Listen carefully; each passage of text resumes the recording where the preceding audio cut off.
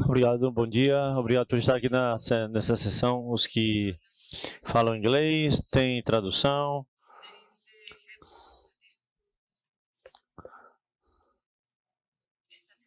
Esta sessão é em espanhol, tem interpretação. Por favor, busque seus dispositivos de tradução.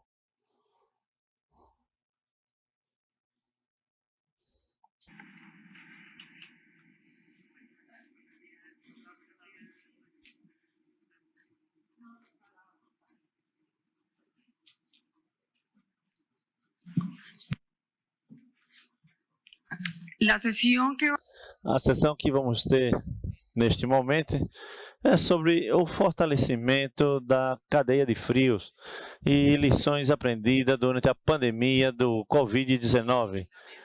A mesa de palestrantes, sim, temos a Thaisa Victor, do Ministério de Saúde, a responsável da cadeia de frios e do Programa de Imunização do Brasil.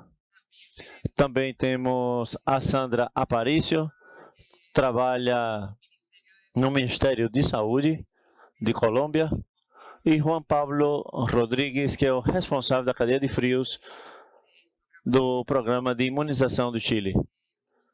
Um pouco sobre essa sessão é ver também parte dessas lições aprendidas, oportunidades que tiveram com a pandemia. No entanto, esses desafios que tiveram e as lições aprendidas eram oportunidades para o uso de novas tecnologias, inovações, para poder apoiar e melhorar o que era o armazenamento, a distribuição das vacinas, mas também as vacinas de rotina tiveram também unidas a essa expansão que teve da cadeia de frios, quanto ao armazenamento e distribuição. Então, não somente, como eu disse, as vacinas Covid, senão também a oportunidade de poder ter essas vacinas do programa de rotina, que digamos que dá os benefícios também que se levava. Igualmente, a expandir essa cadeia de frios, as capacidades tanto de armazenamento e de distribuição. Se pensava também no futuro, já que temos várias vacinas aqui na porta do forno, como eu digo, já temos malária, dengue, chikungunya, zika e outras mais que vêm no caminho. Mas os países, nesse momento, já têm essas capacidades na sua cadeia de frios, tanto da expansão do armazenamento e distribuição, de maneira que é uma boa oportunidade.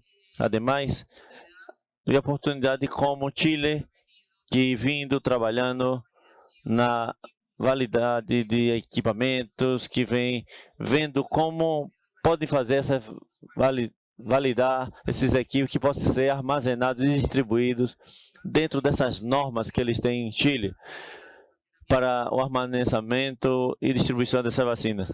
Igualmente, as lições aprendidas nas oportunidades no Brasil, que tiveram para chegar até a última milha, que não mais importante, para chegar ao último extremo de 5.000, um pouco mais de municípios que o Brasil tinha num departamento. Então, acredito que é muito importante disso. Se trata um pouco essa sessão. Vamos escutar as experiências desses 3 países e chamo ao pódio a Thaisa Victor. Muito obrigado.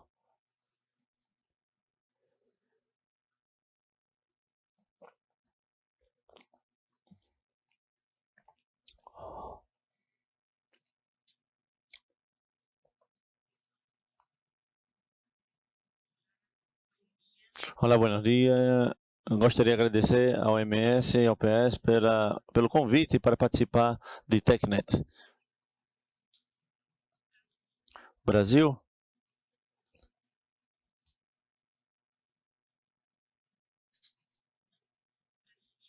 O Brasil é um país com dimensões continentais, com diferentes contextos sociais, econômicos e epidemiológicos entre suas regiões geográficas internas. Temos 220 milhões de pessoas em 26 estados e um distrito federal, uma superfície de 8 milhões de metros quadrados e divididas em 5.570 municípios.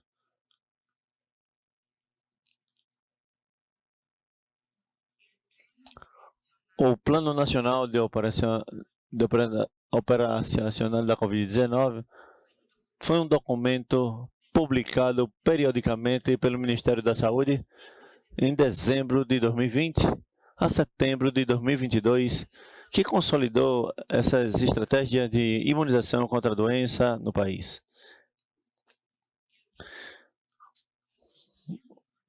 O PNO tinha informação sobre avaliação de risco, definição de grupos prioritários, atualizações de dominadores, protocolo de farmacovigilância, indicadores de segmento da campanha, intervalo entre doses, co-administração da vacina, equipamento de resposta rápida, estratégia de vacinação.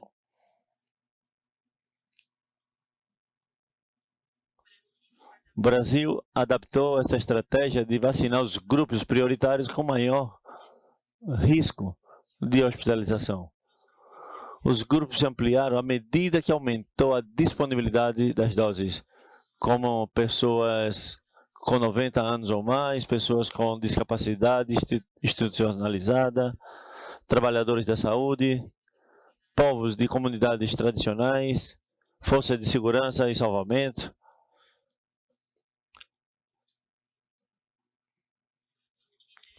Os critérios de distribuição seguiram os princípios. Atenção à população prioritária da PNO, proporcionável aos grupos obtidos de cada unidade federal, depende do número de doses disponíveis no momento, considerou o calendário de vacinação de doses e tempo de intervalo entre eles. Começamos em 18 de janeiro de 2021 com a vacina coronavírus importada da empresa Sinovac, que futuramente esteve em Brasil por Instituto Butantan. Atualmente, contamos com as seguintes vacinas no Brasil: Coronavac, Pfizer, Covid-19, Johnson. A vacina produzida pela Pfizer requer armazenar a uma temperatura ultra baixa. Desde 2021, temos distribuído mais de 656 milhões de doses e administrado mais de 537 milhões de doses. Somente em 2021, distribuímos 390 milhões de doses de Covid. Em 2022, distribuímos 180 milhões de doses e em 2023 distribuímos 89 milhões de doses, incluindo doses equivalentes. O maior provedor até o momento tem sido a Pfizer, seguido de Fiocruz com a vacina e AstraZeneca. Foram 330 milhões de dólares conservados a ultra baixa temperatura, o que demonstra a magnitude do desafio que enfrenta o Brasil. Encontramos diferentes desafios em diferentes regiões, que requeriam as competências técnicas do governo federal para apoiar os municípios com as necessidades que enfrentavam. Os principais desafios que encontramos foram estrutura física inadequada, uso de refrigeradores domésticos, câmaras frigoríficas insuficientes para maior capacidade de armazenamento, o serviço de vacinação para atender pacientes com Covid-19, instabilidade da energia elétrica, falta de no-break para mantenimento de rede elétrica, transporte e refrigeração adequada. Ainda contamos com um sistema de logística de imunobiológico, o que dificultou a colheita de dados em tempo real. No entanto, alguns lugares contaram com equipamentos técnicos comprometidos que conseguiram sistematizar a informação mediante o envio de dados em outras partes. Fizemos a troca de conhecimento e suporte técnicos entre eles.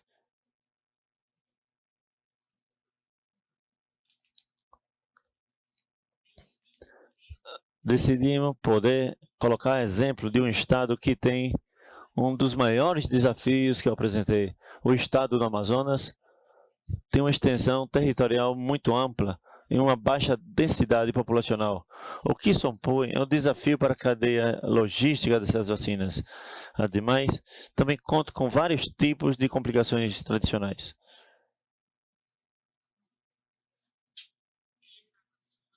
No Amazonas, é necessário utilizar os 3 principais meios de transporte: aéreo, terrestre e aquático. Temos incluído algumas imagens de como acontece isso na prática.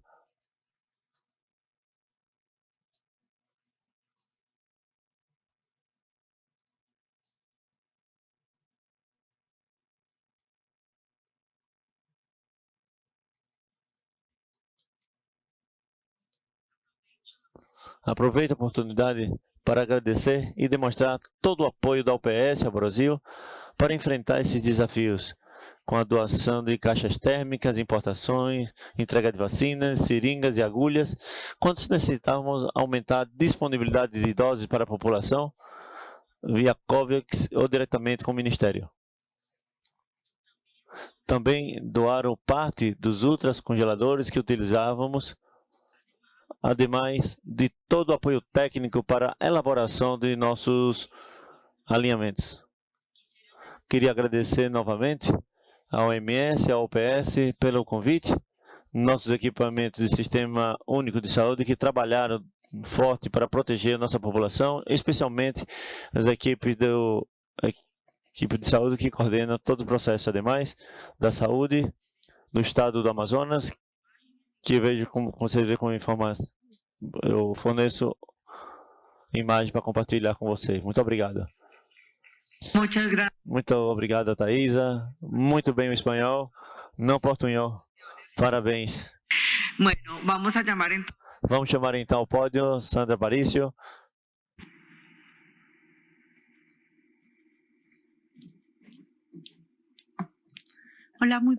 Olá, muito bom dia. É um prazer estar aqui com vocês, compartilhando essa experiência. Eu trabalho no Distrito Institucional da Saúde, na área de higiene epidemiológica, e vou contar desde a vigilância epidemiológica, a resposta que se deu em Colômbia para abordar a pandemia do Covid-19. Primeiro, mas contar um pouco como funciona o Sistema Nacional de Vigilância à Saúde Pública em Colômbia. Temos as instituições prestadoras de serviços de saúde que estão encarregadas de notificar os casos, captar esses casos publicatoriamente, notificar ao Sistema Nacional de Vigilância. Temos 106 eventos de interesse público que se vigilia em todos os eventos e muito prevenido. As IPS notificam o município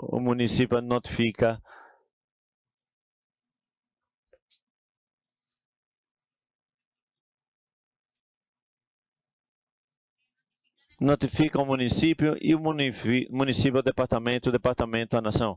O Instituto Nacional de Saúde tem a função de operar todo o sistema de vigilância e, ademais, analisar e difundir a informação.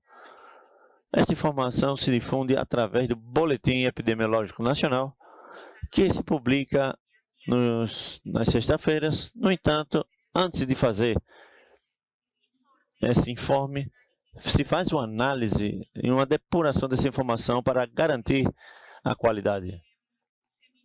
Se emite informe, mais o boletim, mais outras instâncias como o Ministério de Saúde, e no que é sarampo, parasite flácida, infecção respiratória, se envia a informação à Organização Pan-Americana da Saúde para esses reportes dos boletins regionais que se emitem. Mas tendo em conta que os eventos são eliminação e erradicação, enquanto a infecção respiratória joga a estratégia dividida em uma notificação coletiva que capta todo o que é a morbidade no serviço de atenção, com essas urgências, hospitalização e hospitalização em UCI, e uma notificação individual que está vigilância sentinela, esta vigilância, que são 2 instituições que captam todos os casos e têm a obrigação de captar todos os casos de infecção de doenças similares à influenza e respiração aguda. A ideia é também fazer essa análise do diagnóstico para saber qual a circulação viral do país. Está aqui no ditado, está as mortes nas crianças menores de 5 anos. Então, quando o Covid chegou, a estratégia se encaminhou à vigilância sentinela, onde já não eram essas doses de distribuição, já era todo o país que podia captar esses casos e notificar o sistema. Posteriormente, com a facilidade do sistema, se criou uma nova ficha de notificação e começou a notificação do novo vírus, do Covid-19. Assim, tem a informação de vigilância epidemiológica. O território de referência conseguiu padronizar para o diagnóstico da SARS-CoV-2 por capacidade. Foi necessário fazer essa transferência de conhecimento, sobretudo das universidades, laboratórios das universidades, que jogaram um papel muito importante do diagnóstico, e laboratórios particulares, mas já todos os laboratórios da rede de Colômbia. A obrigatoriedade era notificar todos os resultados, tanto positivos como negativos, que assim as amostras que tem um aplicativo que se desenhou e tendo já essa informação do laboratório e tendo em conta a eficiência epidemiológica, se fez um repórter nacional através de uma base que se chamou Base Nacional do Covid-19. Aqui tem os casos confirmados de Covid e se fazer esse cruzamento com os falecimentos através do registro único de avaliação para captar esses casos que morreram por Covid, e também era necessário que os pacientes hospitalizados, tanto em UTI como em sala geral, os ingressos desses pacientes, esta base já com toda a informação se publicava diariamente em dados abertos, que isso também se viu para investigação, para a academia, e poder tirar toda essa informação que cada sistema tinha, cada parte interessada tinha. Igualmente, se acaba o repórter diário por algumas características especiais, sabia quantos casos novos do dia, quantos falecimentos, quantos estavam recuperados e cuidados intensivos. E para as entidades territoriais se dividia a base para cada uma delas, mas de maneira que pudesse ser a intervenção em cada um desses municípios. Igualmente, se desenhou tabelas de controle que permitiam aos tomadores de decisão fazer em tempo real suas reuniões e poder ter a decisão oportuna. Igual, tínhamos um indicador de mortalidade, incidência, natalidade, positividade e as amostras a utilizar. Com esses indicadores, se conseguiu fazer uma classificação desses municípios não COVID, que baixa afetação, ou média e alta afetação, de acordo com o comportamento desses indicadores. Isso para poder classificar e poder tomar essas decisões de fechar um município, de fechar uma área, ou poder permitir já como trabalhar e voltar um pouco à normalidade. A base também suministra informação sobre algumas populações priorizadas, como o pessoal de saúde, população indígena, as mães que estão gestantes e os estrangeiros, e também isso é fazer uma referência dos casos aglomerados. Esses aglomerados, a parte da geoferência se pertence à população privada de liberdade ou forças militares. Este é o comportamento de Covid-19 em Colômbia. 2021, 2022 é muito similar aos países da região, algumas semanas mais, algumas semanas menos, quem sabe a duração desses picos. Com esta informação, conseguiu ter decisões, por exemplo, fazer essa finalização desse isolamento obrigatório, implementar estratégia de isolamento sustentar-se em fevereiro no plano nacional com o plano do Covid, e já para final do ano começaram a mostrar essas variantes do Covid-19, que é a variante Delta e Ômicron. Aqui vemos ao final de 2021, começo 2022, o pico que se deu devido à variante de Omicron, e depois, ao começo de 2022, já se deu outro alinhamento, já não era necessário tanta toma de amostra, pela capacidade não se podia ter de todo mundo. E aqui é o impacto dessa curva, sobretudo, que vemos em verde, da mortalidade e como essa redução, iniciamos o plano na sua primeira etapa, foi trabalhadores da saúde e populações de adultos maiores de 80 anos, a segunda etapa já dando prioridade a algumas populações, e depois de 60, 79 anos, já finalmente começaram esses reforços.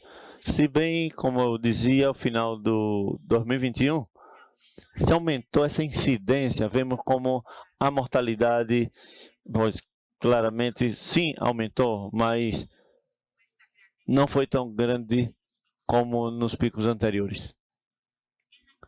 Na atualidade, nós publicamos a informação já não diariamente, senão por semana através do boletim epidemiológico semanal, e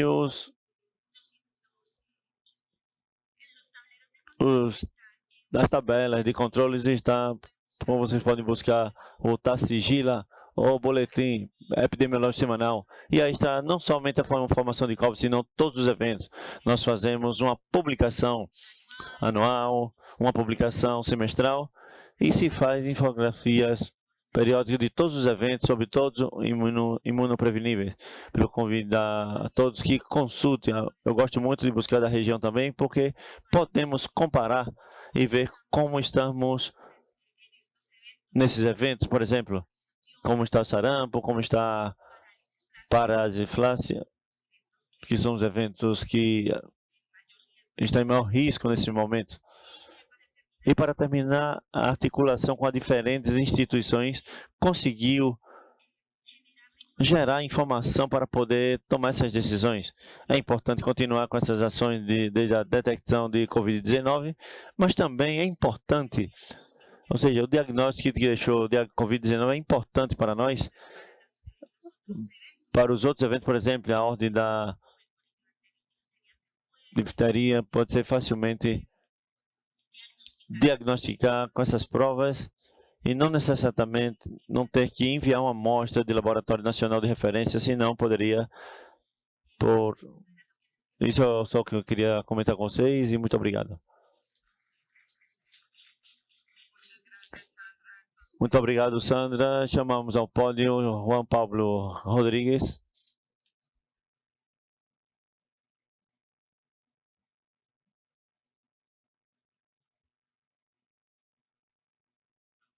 Muito bom dia a todos e a todas. É um prazer estar nessa importante conferência, apresentando os avanços de nosso país enquanto a matéria de cadeia de frios.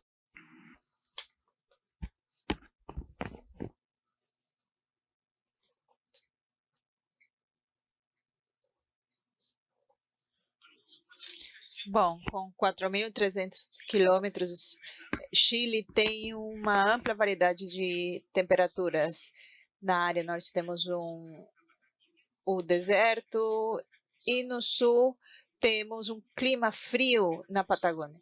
Essas condições são um enorme desafio para manter a cadeia de frio ao longo da nossa cadeia de fornecimento.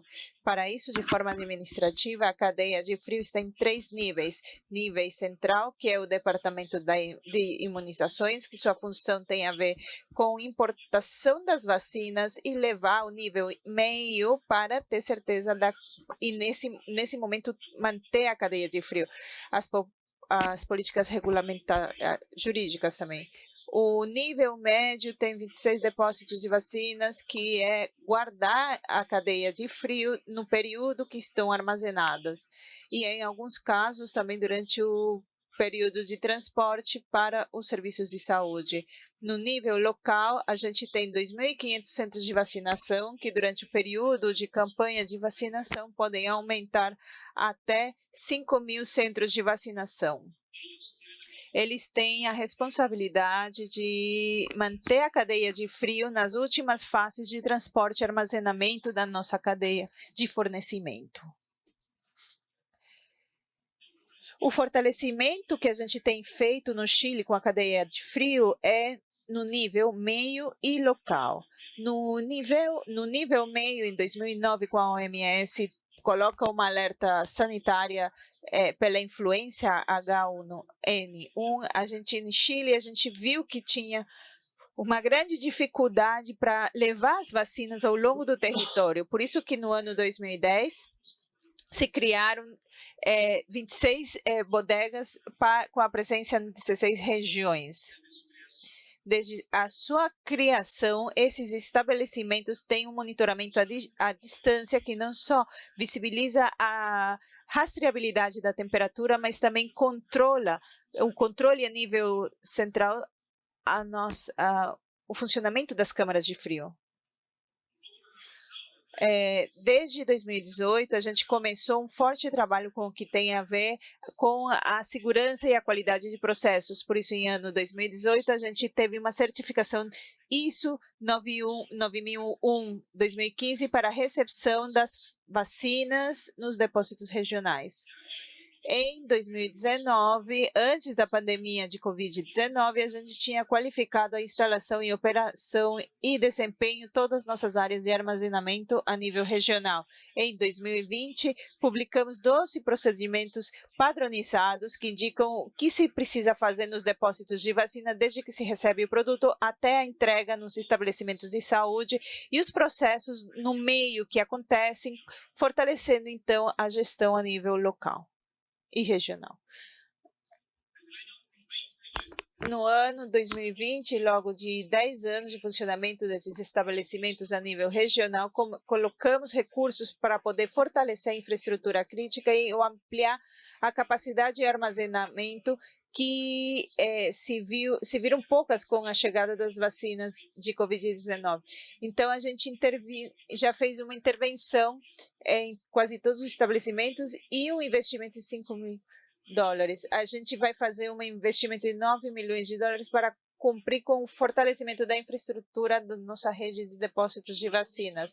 Como a gente tem visto, essa capacitação continuada tem um papel muito importante. Desde o ano 2020, a gente criou um curso de capacitação, treinamento contínuo, que está focado para as pessoas de saúde, e temos 2 cursos que estão centrados principalmente no marco regulamentário do nosso país, e em outro alinhamento a gente tem a ver com os processos operativos e padronizados. Agora vamos ver como fortalecer a nível local. O desafio foi acelerado com a chegada da pandemia dentro do nosso planejamento estratégico. Primeiro, a gente ia fortalecer o nível médio para logo passar ao nível local, mas com a vacina da Covid tivemos que acelerar esse fortalecimento da cadeia de frio na área de execução. O nosso principal desafio foi fazer a gestão de vacinas que tinham zero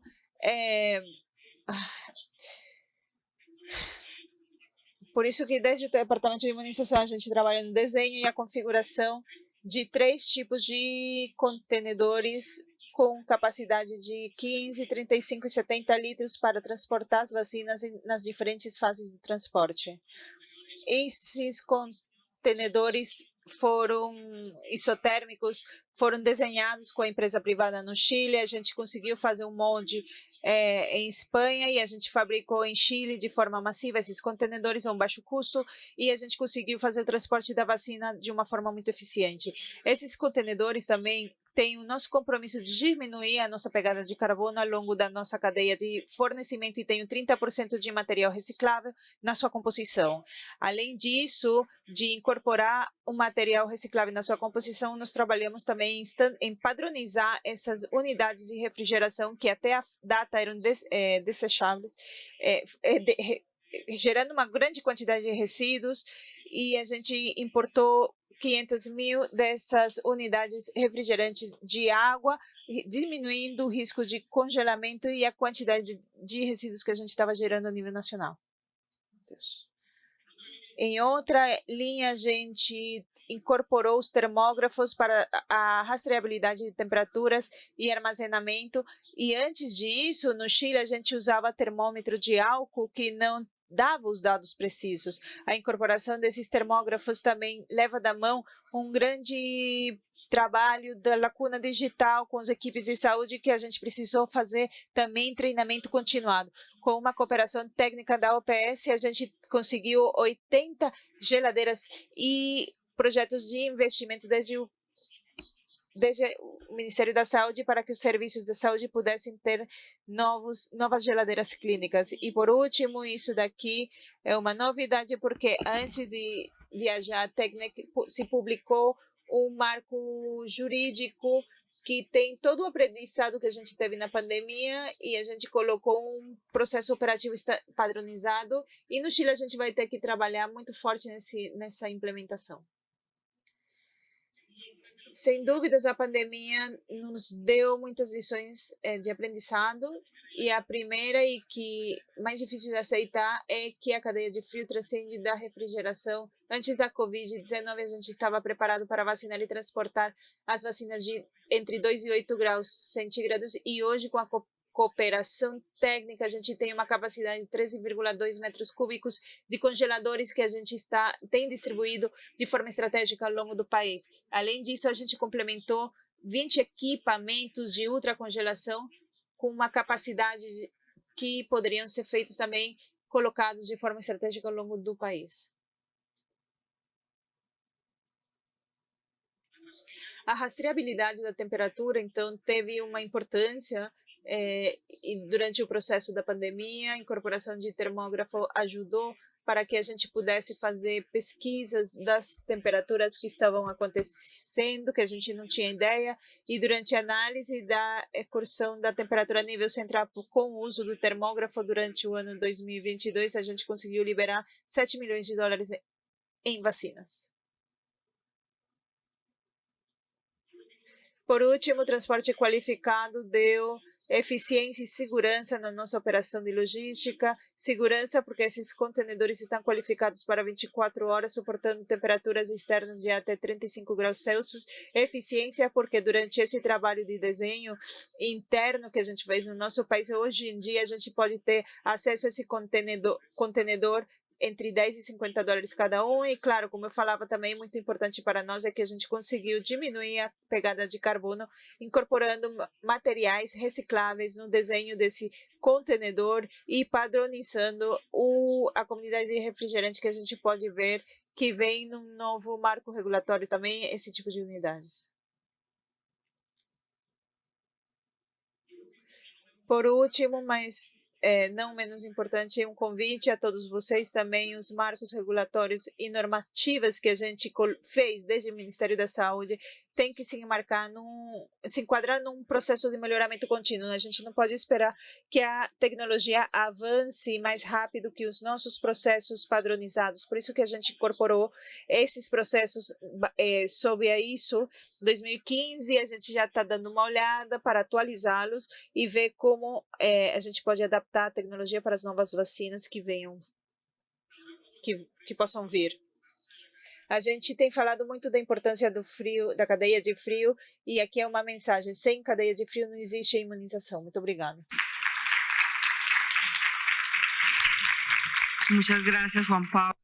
Obrigada, Juan Pablo. 3 grandes apresentações. Vamos abrir, então, o microfone para algumas perguntas. Se vocês podem levantar a mão, e vamos pegar essas perguntas que sejam em espanhol para preparar os palestrantes. Logo, a gente vai pegar as perguntas em inglês. Temos alguma pergunta? Se tem pergunta em inglês, então vamos preparar os palestrantes com os seus aparelhos. Eu falo de Turquia. Para a sua apresentação, Thaisa, Pablo e Sandra, obrigada pelas apresentações.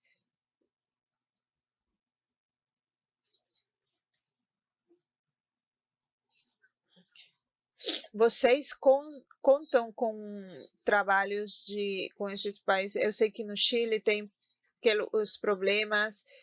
Com o Chile é muito difícil chegar em curto tempo a todas as regiões. Tomara que os nossos países possam ter uma colaboração. Era um comentário.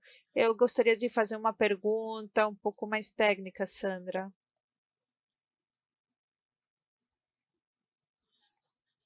Com as vacinas da Covid, vocês conseguiram imunizar as pessoas de 65 anos com as 3 doses. Logo dessa imunização, vocês tiveram algum efeito na incidência ou mortandade? Obrigada.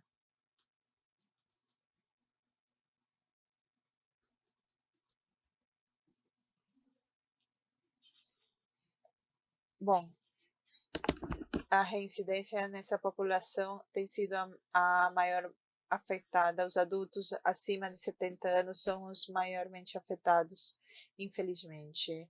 Sim, baixou, mas continuam sendo os que maiormente são afetados. Alguma outra pergunta?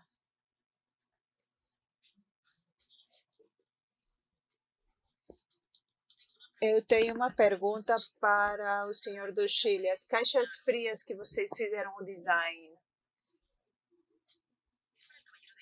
É para o senhor do Chile. As caixas frias que vocês desenharam, elas têm os padrões da OMS e os padrões pré-qualificados da OMS?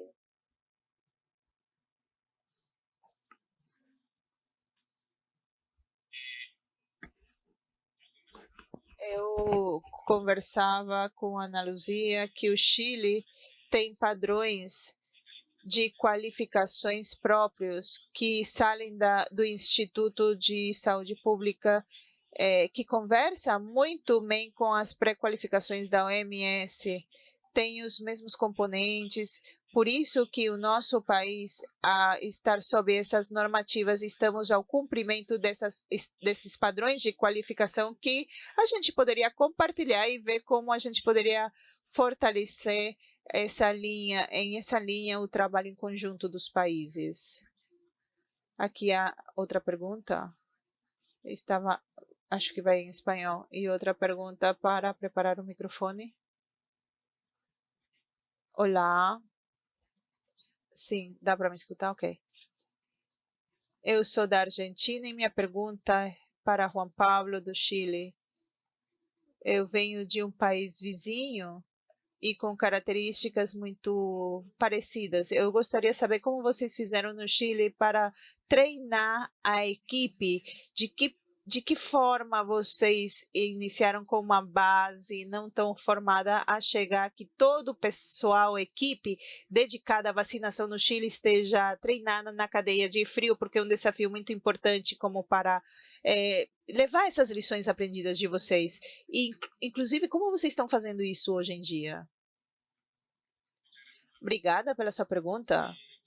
Bom, sim, os treinamentos fazem parte do nosso talão de Aquiles, do nosso programa Lacuna Digital, a inclusão do termógrafo, o uso da nova caixa pré-qualificada que tem uma configuração predestinada e não obedece ao conhecimento de cada uma das pessoas que vão tirar as vacinas ou transportar as vacinas.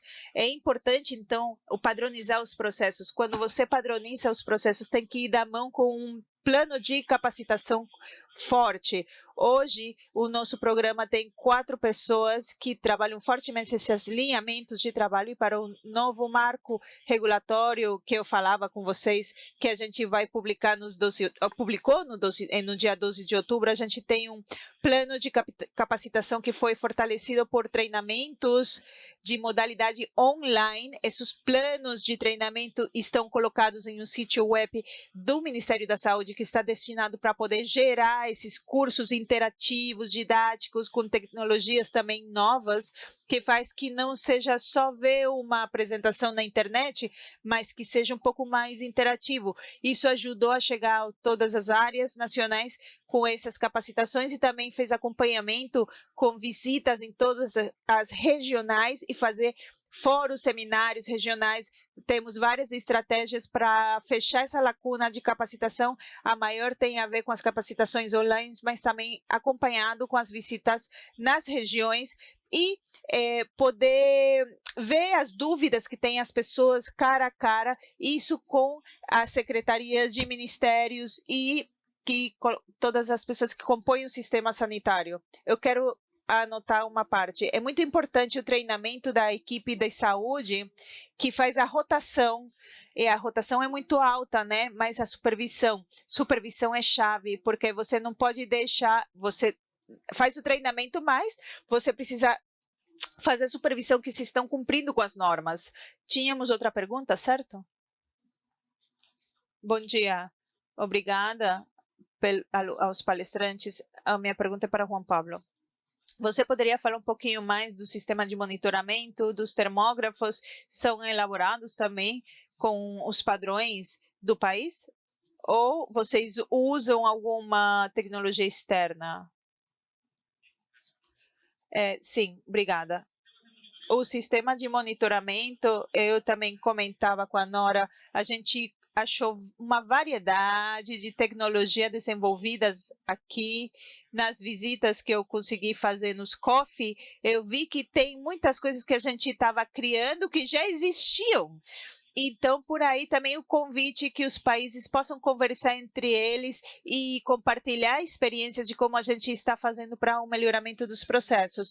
O nosso sistema de monitoramento que existe desde 2010 nas nossas câmaras de frio estão em um software no qual a gente pode ter um acesso e visibilizar os 26 depósitos de vacinas. A gente não tem um sistema de monitoramento à distância, isso a gente precisa fazer. É um desafio grande, porque são 2.500 pontos e na campanha se multiplicam até 5.000 pontos. No entanto, hoje a gente tem muita tecnologia e aqui a gente não precisa inventar nada. Existem já muitos sistemas que estão já desenhados, já tem seu design e a gente poderia fechar as lacunas nos países estão disponíveis também nos catálogos da OPS. E com relação à incorporação dos termômetros, no Chile a gente tem uma norma muito interessante com isso.